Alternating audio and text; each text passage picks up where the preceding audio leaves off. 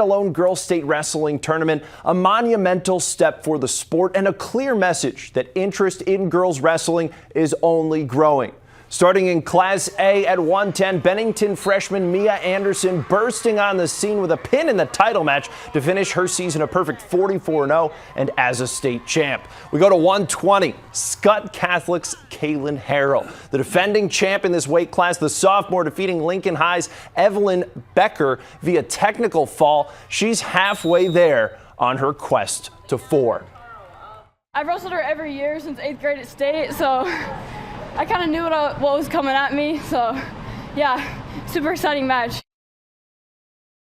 History on the line in 130. Bennington's Macy Peacher trying to become the first NSAA 4-time champ, but Omaha Westview's Kaylin Lyons would not be denied the top of the podium. The junior was the runner-up last year. This time, Lyons emerges with a 6-4 win and a state champ.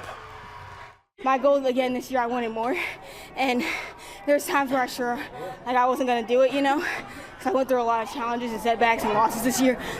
But as you can see, that doesn't keep me down. Moving on to 135, Millard West Sophia Hogemeyer winning via fall. Take a look at that and some celebration, much deserved. Moving on to 170, Adeline Grazier for Westside going to overtime, but she comes away with the title over Grand Island's Fabi Cortez. And finally at 235, Audrey Heron of Omaha Westview girls completing the pin with less than a minute to go in the match. Finishes her senior year 44-1 and a state champ. North Fork takes home its first team state champion, the reigning champs Westside, coming in second this year.